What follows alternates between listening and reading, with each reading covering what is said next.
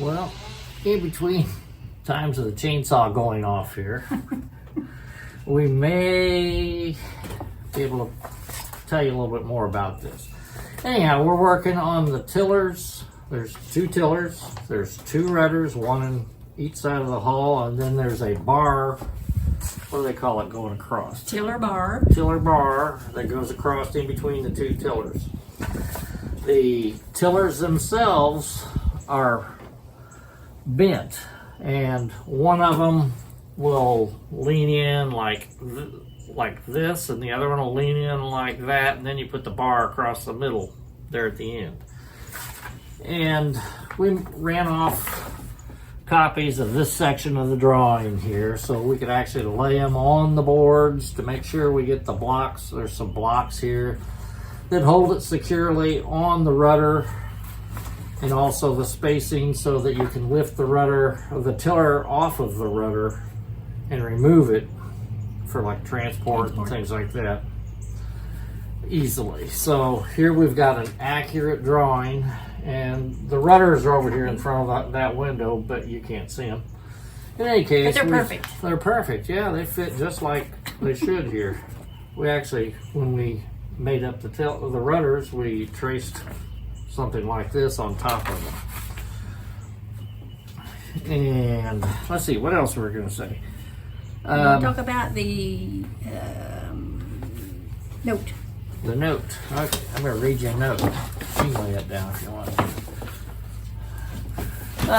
It says, to make steering a wide beam catamaran lighter and easier, it is useful to have the 2 rudders move at different rates, like the front wheels of a car. To do this, the tillers are curved, bringing the tiller bar pivots closer together than the rudder pivots. So, when we move the tiller one way and then move it the other way, the tillers are actually, whatever tiller's on the inside will move at a different speed than the rudder on the outside, not the tiller. Well, maybe the tiller does too. What do you think? Probably. I don't know.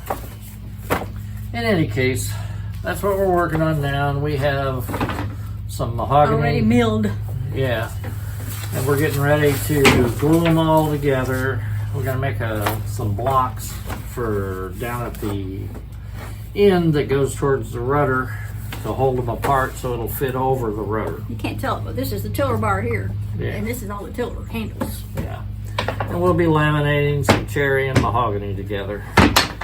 We got some little thin mahogany and some slightly thicker cherry to come up with approximately 3/4 of an inch thick by 1 3/4. It'll be more than sturdy enough. This cherry is leftover from furniture we were supposed to build. Yeah, But we never did. This is something that I was going to build for 20 some years ago. So it's well seasoned. Yeah, it's going to be put to good use. Okay.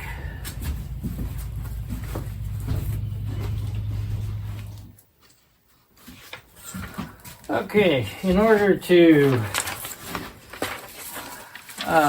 put this thing together, it's a little cumbersome trying to use the entire rudder over there to fit this piece here in the tiller handle. So, you know, you've seen this pattern. Well, we originally made this pattern from something very similar to that, yes.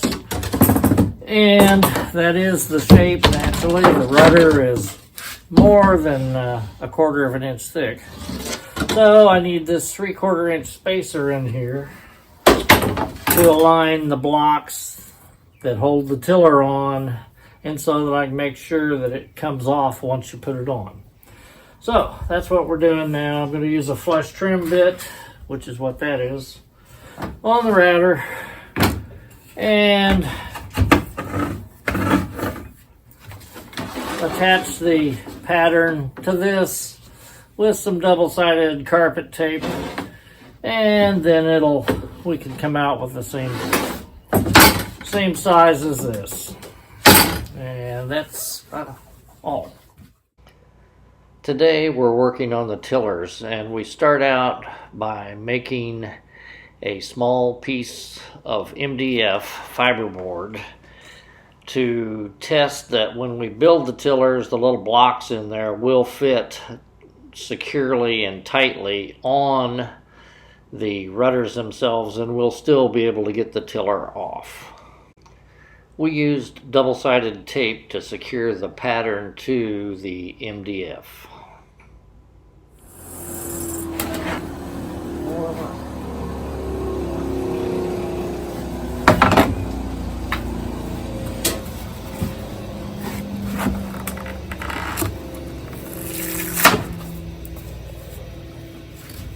Hey.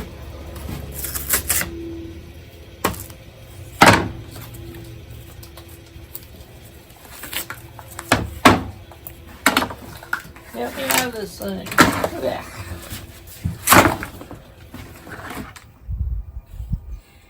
We're working on the tiller blocks for the tillers. And in order to get this nice round thing to fit into the tiller, we cut out a piece of paper off of this print that we made from the plans.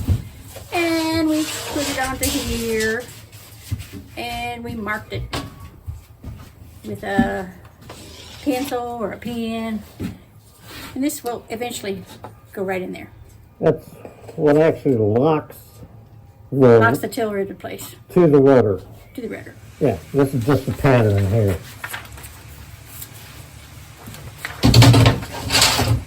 And let's see, can I see that? Who knows? Yeah, anyhow, it's on there. And then I'm going to take it off with the old disc sander here.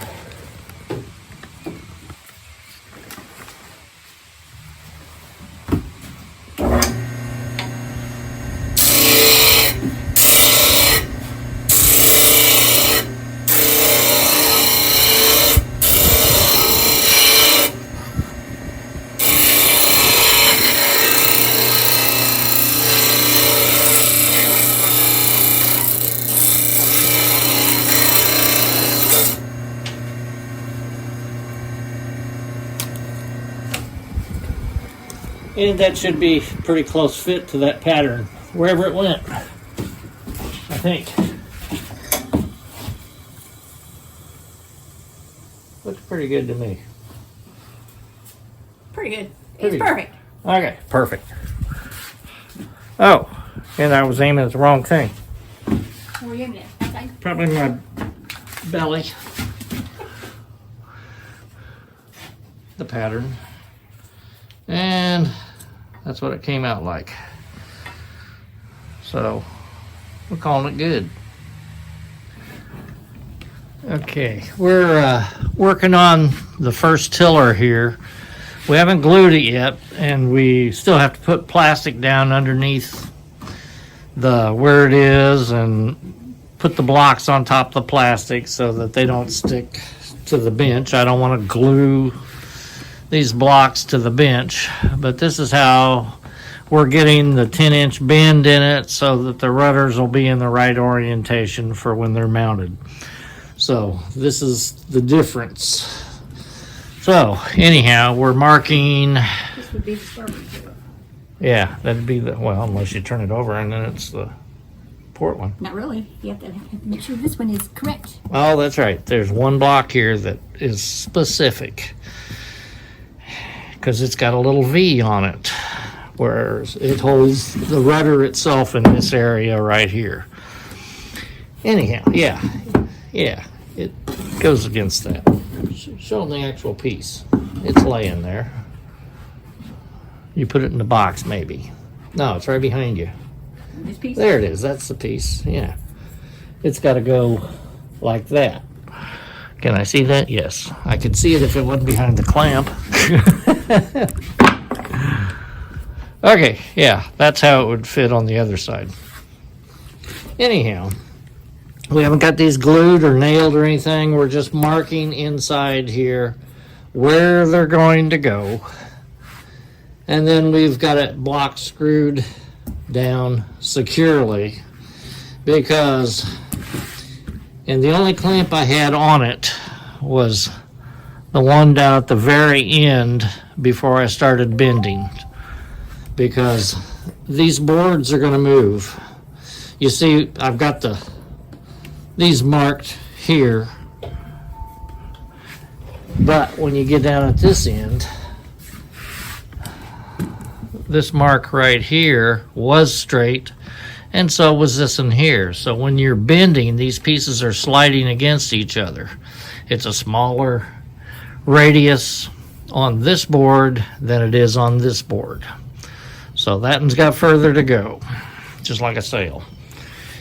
Anyhow, that's how we're inducing the bend. And these, I mean, this wood, after it's epoxied, and we have a few fasteners in it or whatever, not very, it won't take much just to keep it from sliding while it's still uncured. It's ready to be glued after we get the plastic down.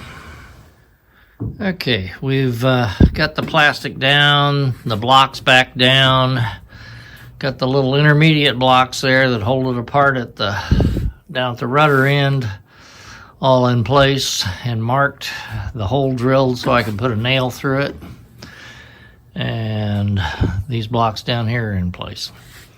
Next step, glue it together. And here we are, moving at a speed considerably faster than we normally do. This is more like Lonnie Black does.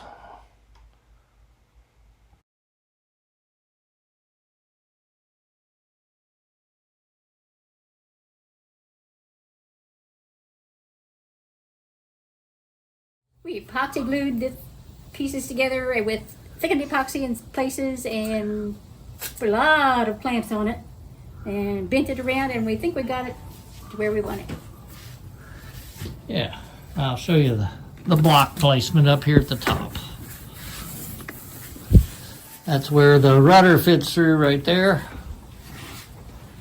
Another blank spot, another blank spot, another blank spot, and we're supposed to fill this with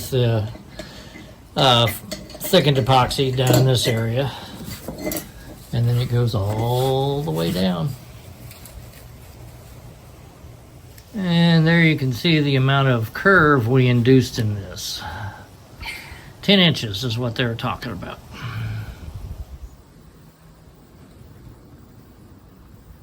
And that's looking at it from this angle.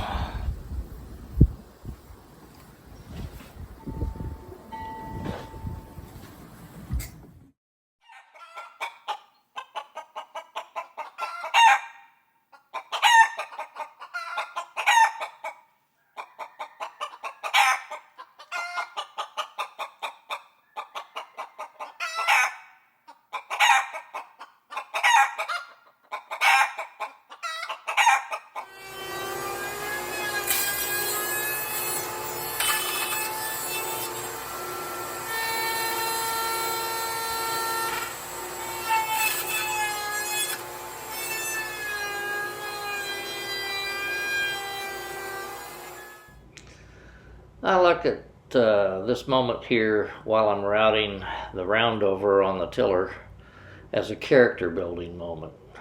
So stay tuned.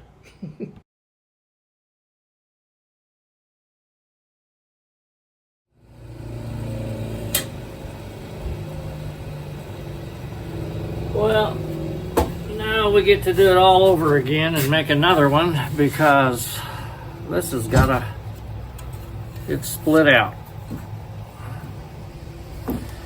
Yeah, well, wasted work, wasted wood.